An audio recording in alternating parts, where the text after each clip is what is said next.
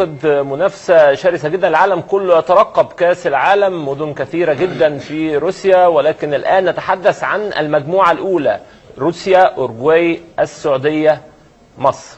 اعتقد ان دي يعني المجموعه حازم اللي احنا كلنا كنا قاعدين ننتظرها ونبص عليها. مجموعه متوازنه، مش صعبه ومش سهله، يعني لازم تلعب كاس عالم. مفيش حاجه فرقه اسمها سهله في كاس العالم، كل الفرق مستعده بشكل كويس، كل الفرق عايز تعمل اقصى طاقتها في كاس العالم، كل لعيب عايز يبين نفسه احسن لعيب في العالم، وبالتالي الامور صعبه. اورجواي فرقه خدت كاس العالم مرتين، خدت امريكا الجنوبيه 15 مره، فرقه عندها خدت على كاس يمكن اخر بطوله 2010 وصلت مركز رابع، عندها اثنين مهمين جدا، كافاني وسواريز، اقوى مهاجمين على مستوى العالم، عندها تباريز المدير الفني بقاله كتير جدا، عندهم استقرار فني بشكل كبير كمنتخب موجود. روسيا يعني بشوف اللي هو انك انت بلد المضيف والبلد اللي عندك البطوله، اكيد بتبقى ليك قوه دفع كبيره جدا.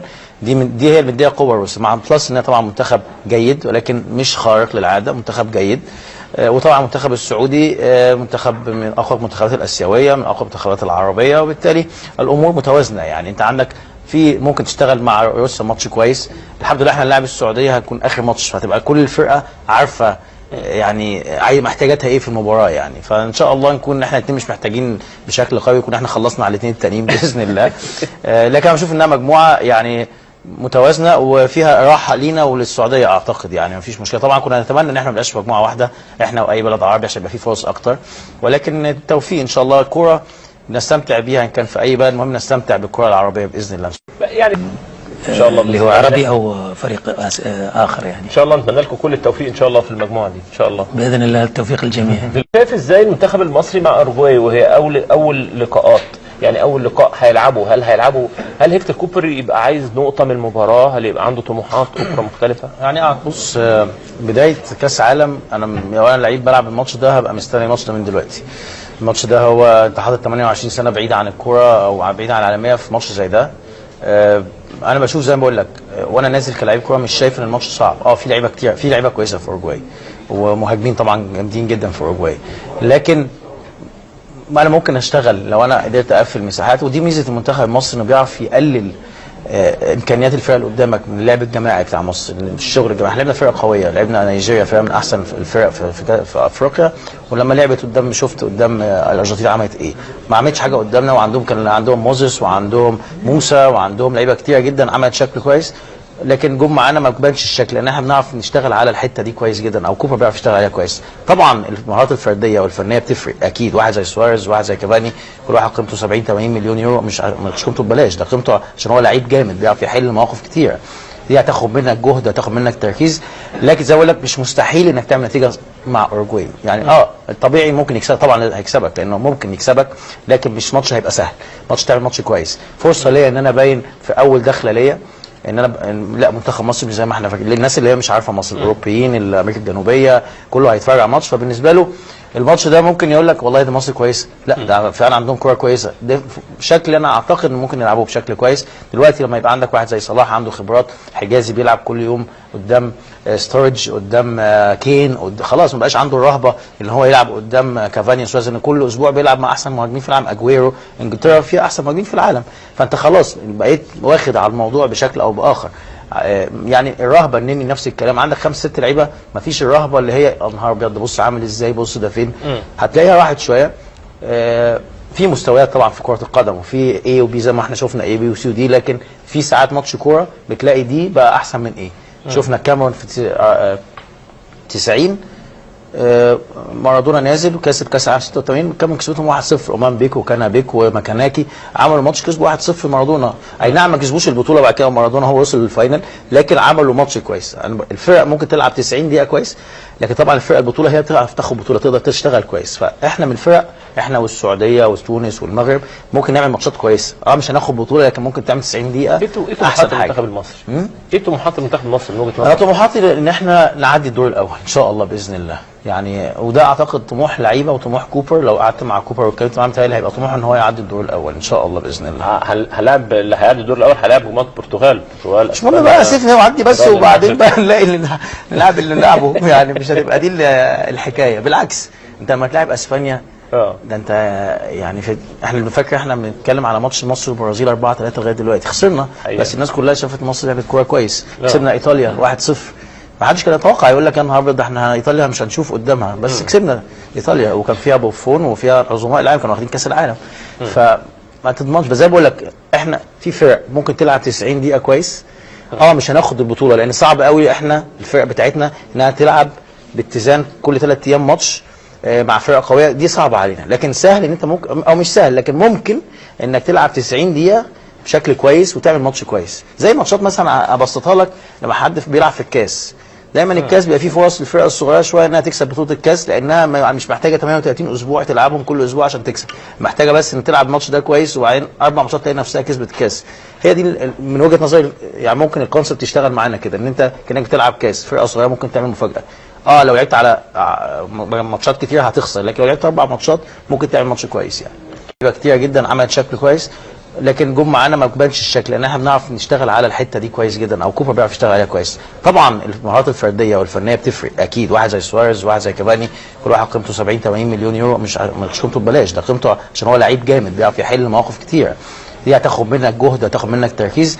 لكن زي ما بقول لك مش مستحيل انك تعمل نتيجه مع اوروجواي، يعني الطبيعي ممكن يكسب، طبعا هيكسبك لانه ممكن يكسبك، لكن مش ماتش هيبقى سهل، ماتش تعمل ماتش كويس. فرصه ليا ان انا ابين في اول دخله ليا ان انا لا منتخب مصر مش زي ما احنا فاكرين، للناس اللي هي مش عارفه مصر، الاوروبيين امريكا الجنوبيه كله هيتفرج على ماتش، فبالنسبه له الماتش ده ممكن يقول لك والله ده مصر كويسه، لا ده فعلا عندهم كوره كويسه، ده بشكل انا اعتقد ان ممكن يلعبوه بشكل كويس. دلوقتي لما يبقى عندك واحد زي صلاح عنده خبرات، حجازي بيلعب كل يوم قدام ستورج قدام كين، خلاص ما بقاش عنده الرهبه اللي هو يلعب قدام كافاني سواريز، ان كل اسبوع بيلعب مع احسن مهاجمين في العالم، اجويرو، انجلترا فيها احسن مهاجمين في العالم، فانت خلاص بقيت واخد على الموضوع بشكل او باخر. يعني الرهبه انني نفس الكلام، عندك 5 6 لعيبه ما فيش الرهبه اللي هي نهار ابيض بص عامل ازاي، بص ده فين، هتلاقيها واحد شويه. في مستويات طبعا في كره القدم، وفي A وB زي ما احنا شفنا A B وC وD، لكن في ساعات ماتش كوره بتلاقي دي بقى احسن من A. شفنا كاميرون في 90 مارادونا نازل وكسب كاس العالم 86، كانوا كسبتهم 1-0، اومان بيك وكانا بيك ومكاناكي عملوا ماتش كسبوا 1-0 مارادونا، اي نعم ما كسبوش البطوله بعد كده مارادونا هو وصل للفاينل، لكن عملوا ماتش كويس. الفرق ممكن تلعب 90 دقيقه كويس، لكن طبعا الفرق البطوله هي بتعرف تاخد بطوله، تقدر تشتغل كويس. فاحنا من الفرق، احنا والسعوديه وتونس والمغرب ممكن نعمل ماتشات كويسه، مش هناخد بطوله لكن ممكن تعمل 90 دقيقه. ايه طموحات المنتخب المصري؟ ايه طموحات المنتخب المصري من وجهه نظرك؟ طموحاتي ان احنا نعدي الدور الاول ان شاء الله باذن الله، يعني وده اعتقد طموح لعيبه وطموح كوبر. لو قعدت مع كوبر واتكلمت معاه متهيألي هيبقى طموحه ان هو يعدي الدور الاول ان شاء الله باذن الله.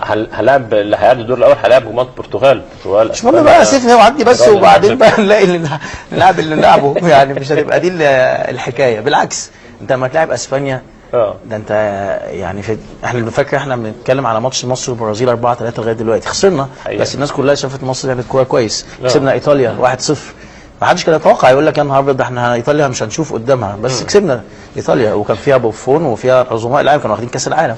فما تضمنش، بس زي ما بقول لك احنا في فرق ممكن تلعب 90 دقيقه كويس، مش هناخد البطوله لان صعب قوي احنا الفرق بتاعتنا انها تلعب باتزان كل 3 ايام ماتش مع فرقه قويه، دي صعبه علينا. لكن سهل ان انت ممكن، او مش سهل لكن ممكن انك تلعب 90 دقيقه بشكل كويس وتعمل ماتش كويس. زي ماتشات مثلا ابسطها لك، لما حد بيلعب في الكاس دايما الكاس بيبقى فيه فرص للفرقه الصغيره شويه انها تكسب بطوله الكاس، لانها مش محتاجه 38 اسبوع تلعبهم كل اسبوع عشان تكسب، محتاجه بس ان تلعب الماتش ده كويس وبعدين 4 ماتشات تلاقي نفسها كسبت الكاس.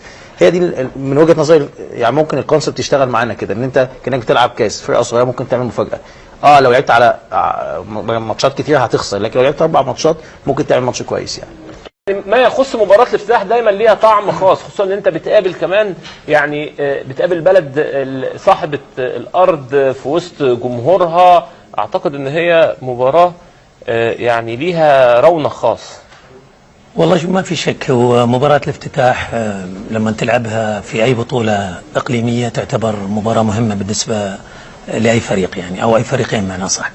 فما بالك انت لما تلعب مباراة كاس العالم، افتتاح كاس العالم، كل العالم وانظار كاس العالم تتجه لهذه المباراه، بغض النظر عن مستوى الفريقين، سواء الناس يعني يقولون انه والله ممكن انك تفوز او ممكن انك تخسر.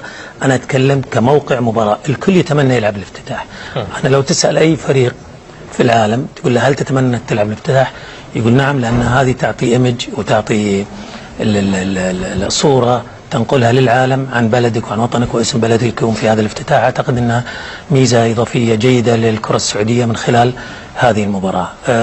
سعيد بأني تكون معنا الحقيقة مصر في هذه المجموعة. هو أني زي ما تكلم الكابتن حازم إن ما ودنا نكون مع بعض على أساس أن كل فريق يعني يكون بعيد ما يكون يأثر على الثاني، ولكن كرة القدم 32 فريق.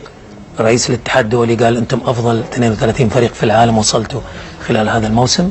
وصولنا لهذا المكان يجب أن نعمل على أننا كيف نظهر بصورة طيبة من خلال هذا المكان. وحضرتك قاعد بتتابع القرعة كده زي أنا وحازم كنا قاعدين بنتفرج على القرعة، إيه البلد اللي كان نفسك تبقى مع السعودية من الفئة الأولى؟ والله أنا متفاوت يعني، ما كنت ما بين يعني مجموعة ومجموعة وفرق وفرق يعني. أحيانا تقول والله ألعب ضد فرق كبيرة خلاص أنا وصلت للقمة لازم أنا ألعب مع القمة كاسم ولعبت ومسميات انك تلعب. احيانا تقولها واحيانا تقول لا والله انا ودي اني العب مع فرق ما وصلت لنهائيات، ما لعبت ما حصلت على بطولات مثلك مثلها، على اساس انك تلعب وتحاول انك تجاري هذه الفرق. ولكن في النهايه هم يعني داخل الملعب ممكن يحصل اي شيء. احنا لما وصلنا في عام 94 ولا اي ترشيح كان مرشح ان السعوديه تصل او تفوز على اي فريق في تلك البطوله. فزنا في مباراتين تذكرها يمكن المباراه طبعا لا اللي هي بلجيكا هدف سعيد الوران، وايضا في نص الملعب وايضا مباراتنا مع المغرب اللي فزنا فيها، وكانت هولندا خسرنا 2-1 فتأهلنا للدور الثاني. فكانت يعني انتوا دايما تقعوا مع فرق من افريقيا على فكره، المغرب وبعدين جنوب افريقيا بعد كده في 98 صحيح اعتقد. صحيح احنا الاول انا اعتقد احنا لاول مره ترى يصادف انه يكون معنا فريق من امريكا الجنوبيه. العاده دائما فريقين اوروبيين صح. وفريق